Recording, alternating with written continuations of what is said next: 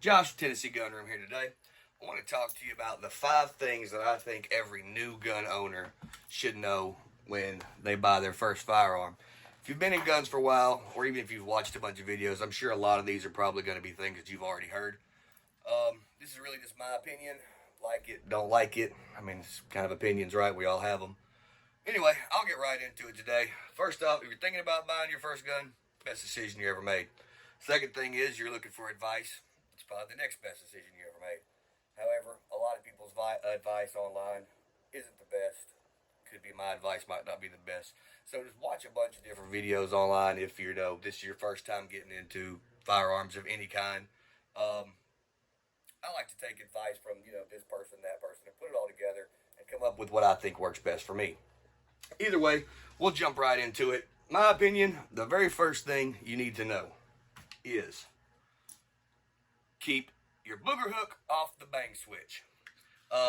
Pretty much trigger control. This is your safety, guys. I don't care. Like, this is a Glock 19. It is empty. I will show you. There's no magazine in it.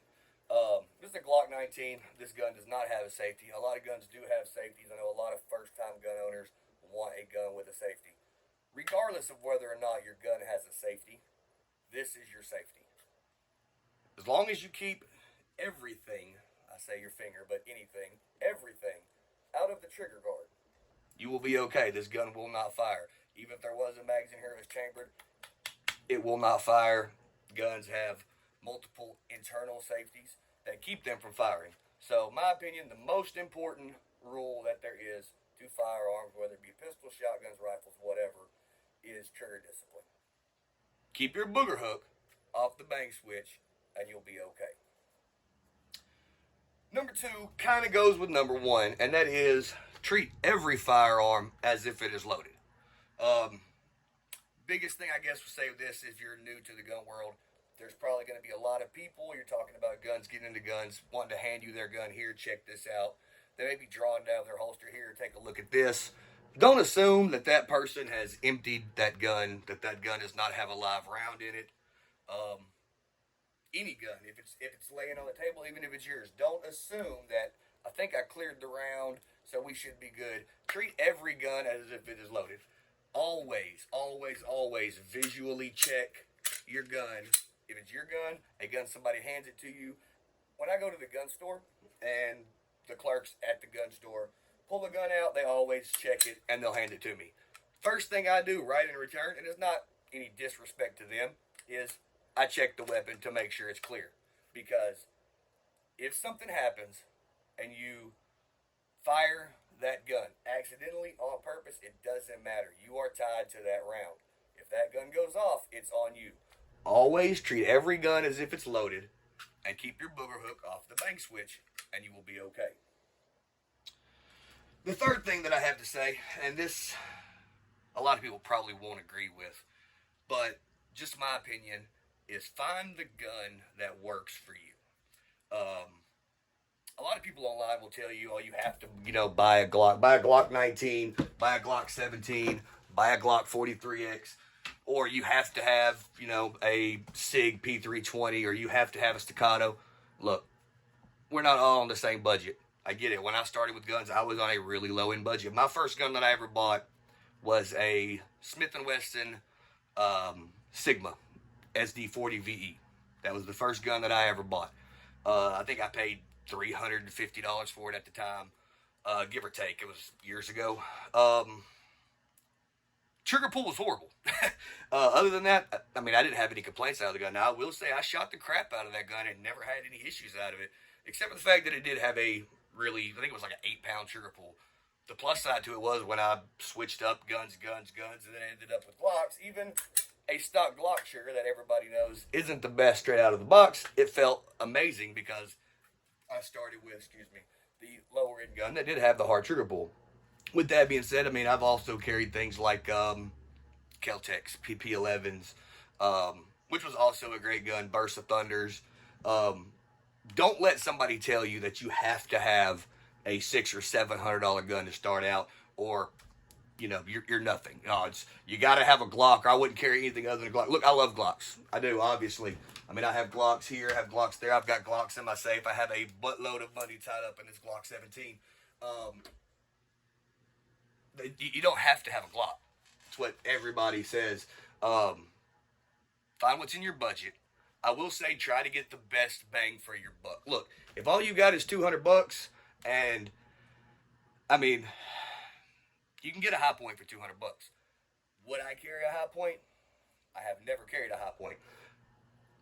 They go bang. I've shot them. I mean, a bullet coming out of this Glock 19 and a bullet coming out of a high point, it doesn't know what it's coming out of. As long as you keep your gun fairly clean, by fairly clean I mean really clean, especially with a high point. But as long as you keep your gun clean and maintenanced, I mean, it's going to go bang when you pull the trigger. Now, you do get a little more reliability into the higher end guns that you get, but at the same time, you don't have to have that starting out. I'll be the first one to tell you, a high point in the holster is worth more than a Glock on layaway. With that being said, you can get a lot of good deals, especially at pawn shops, used guns at gun stores, police trade-ins, stuff like that. You can normally get I think my first Glock I ever got was a Glock 30 SF, and I got it. No, it wasn't the 30 SF. It was the 22, Glock 22, and I got it on a police trade-in. I mean, I think I paid $350 for it. I mean, that was a 40 cal. My first gun was a 40 cal too, but I don't shoot 40s anymore. But you don't have to buy a new gun. That is one thing that a lot of people think of. I have a lot of friends that they will not buy used guns. I love buying used guns. I do.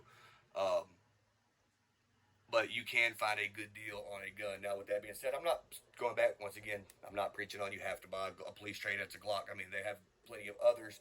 Or you can either get used guns that somebody have traded into the gun store. Maybe they've upgraded and you can get a good deal on them.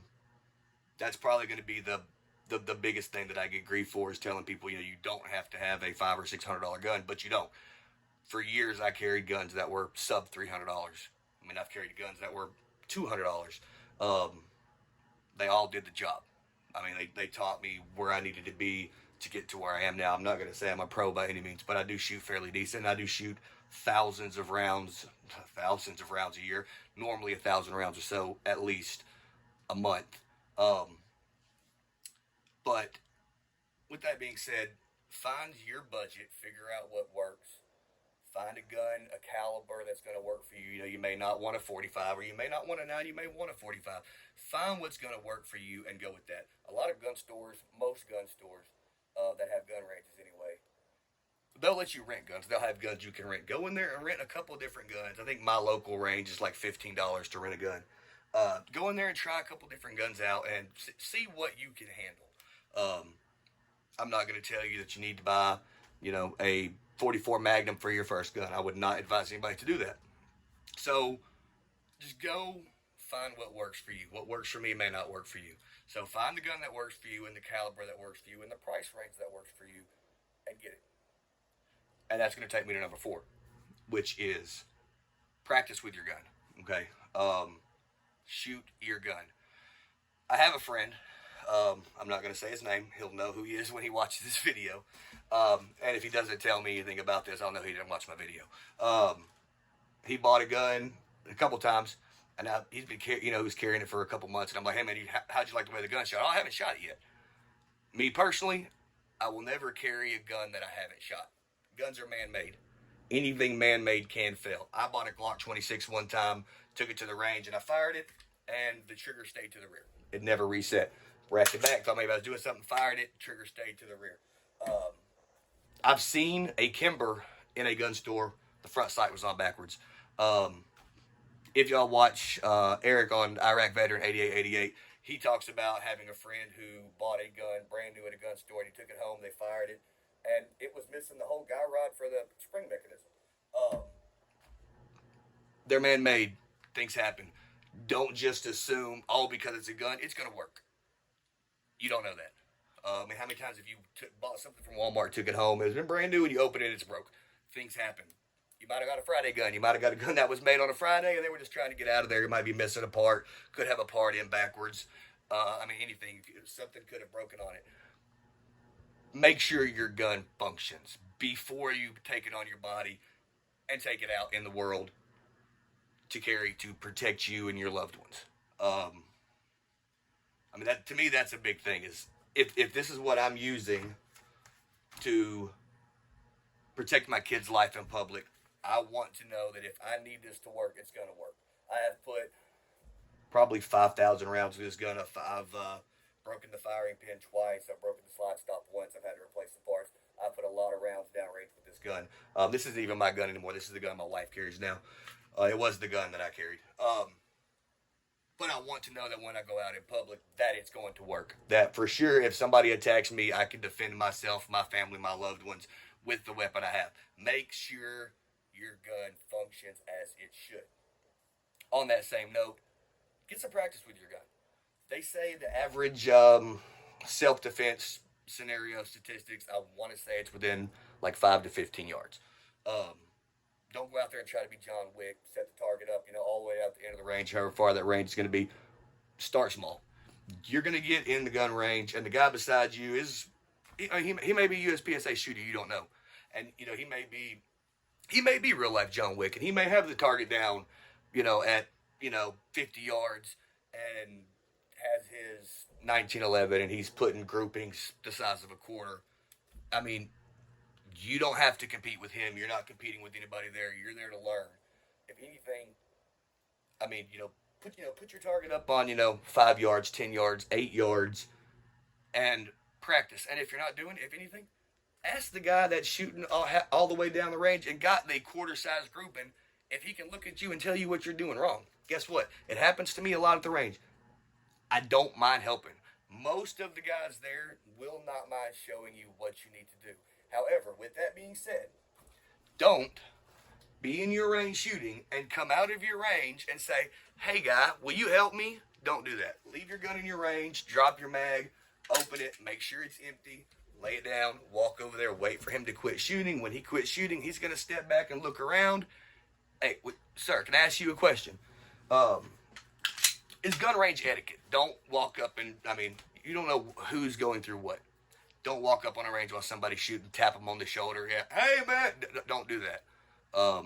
You don't know what anybody is going through. You don't know what's going through anybody's head. You don't want to startle anybody, especially when they have a live firearm in their hand. So just do it the right way. But practice with your gun. And on that note as well, and I'll probably get some grief for this, I'm not going to tell you don't go get professional training on your pistol. By all means, if you can afford to go to a 250 pistol class or something on along those lines, handgun shooting for beginners or some class, by all means go to the class. However, with that being said, we're not all financially the same. You may not be able to spend $2,000 on a class, and I will hear people say, "Oh, we'll spend less money on this and get the class," and I agree with that. By all means, get the training. But that doesn't have to stop you from shooting at the range until you get the training that you need. With that being said, practice doesn't make perfect. Everybody always says practice makes perfect. Just go to the range, practice makes perfect. No, practice makes permanent. If you practice something the wrong way, you're going to shoot the wrong way. You're going to do that thing the wrong way because that's going to be your body's natural movement. Practice makes permanent. So you need to practice the right way. Like I said, if you've got friends that know guns, they would love to help you out. With that being said, do a lot of research online. Make sure they are teaching you the right way. You can only learn so much online. That's why I say get somebody to get hands-on with you. But double check and make sure they are doing it the right way. If you can afford to go to a class, to a Pistol 250 or whatever, then do it. By all means, do it. But like I said, we don't all know each other's finances, and we can't all do that. Right? I couldn't do it when I started right off the rip. So don't feel bad that, like I said, you're going to see a lot of videos of people, oh, you have to do the class, you have to do classes. It's good to do it, yes. If you can't afford to do it, I'm not saying you don't need to defend yourself in the meantime while you're trying to get the money to go to the classes. And that's all I'm going to say on that note. I'm sure I'll probably get drugged through the mud for that one. If you don't agree with it, you can leave it in the comments, and that's fine. Everybody has an opinion. Like I said, these are just mine. And that's going to take me to my fifth point. Find out how you want to carry. Whether you want to carry appendix, you want to carry, 3 o'clock, 4 o'clock, open carry, concealed carry, whatever works best for you. I will say I was that guy when I first started carrying a gun. I threw it on my side and I open carried that gun everywhere. I would not advise that to anybody. I was young, I was dumb, I was that guy. I was tactical Ted, if you will. I'm not going to advise that. Figure out what carry works for you, and then get an appropriate holster for how you're going to carry. A holster specifically made for your gun. Not. Don't get one of the holsters where this will fit. 4 or 5 different guns. Get a holster specifically made for your weapon, for the way you're wanting to carry your weapon. However that may be. And then, I guess my last piece of advice that I could give, which I give all the people that I help, is a lot of people, especially new shooters, will put their gun on. They'll go to the store. They'll go to the gun range. They'll go do whatever they need to do. And, they'll come home and they'll take their gun off and they'll throw it on the counter. They'll throw it on a table, throw it in a drawer, and that'll be it till the next time they leave. My advice is going to be just the opposite of that. Now you have your weapon. You have your holster. You know how you want to carry. The whole point of carrying concealed is so nobody knows you're carrying concealed. If you're open carrying, you have to be super aware of your surroundings. Most people are not aware of their surroundings enough to open carry. And an open carry, like with a jacket or a hoodie, something that still covers it. But still, if it has the option of seeing, then you have to be super aware of your surroundings. However, I say that to say, you're not concealed carry if you're constantly having to tug on it. If you're constantly having to adjust it, having to make sure it's still there, having to make sure it's hid, having to check all the time to make sure that you can't see it, make sure you're not printing. If you're always having to fidget with it, you're not concealed. All you're doing is drawing attention to what you're trying to not draw attention to.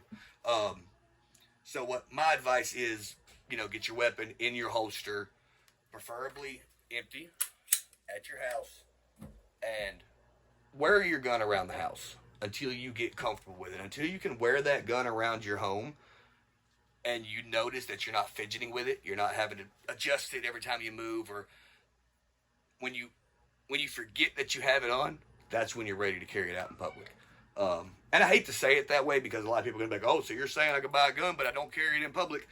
I mean, it's a gray area. I honestly don't know how to really explain what I'm trying to get across there. But, like I said, if you're having to fidget with it, it's not concealed. So, sorry guys, had some technical difficulties there. Anyway, that's all I got for you guys. My 5 things that I think every new gun owner should know. Trigger control. Keep your booger hook off the bang switch. Treat every weapon like it's loaded, regardless of whether or not you know for sure it is loaded. Treat every weapon like it is loaded. Find a gun that works for you. Find a caliber that works for you. Regardless of caliber or brand, find what works for you and your budget. Get you some ammo, get some practice with that gun. A lot of practice with that gun. Don't trust that gun is going to work just because it's a gun. Things fail. They're all man-made. All things fail. If you can afford some training, get some training. If not, practice with that gun on your own until you can afford some training. And then 5, find a holster that is specifically made for your gun, specifically for the way you're wanting to carry, and carry it around the house until you forget that it's on your person. When you can carry that weapon without having to check, see if it's there, tuck it, make sure it's not printing once you're used to it, then you're ready to go. That's the 5 things that I've got for every new gun owner. If you like the video, hit the like button, subscribe, leave a comment. If there's something that I didn't put in there that you would have put in there, leave it in the comment and we'll have a discussion about it. But until next time, guys, this is Josh from Tennessee Gun Room.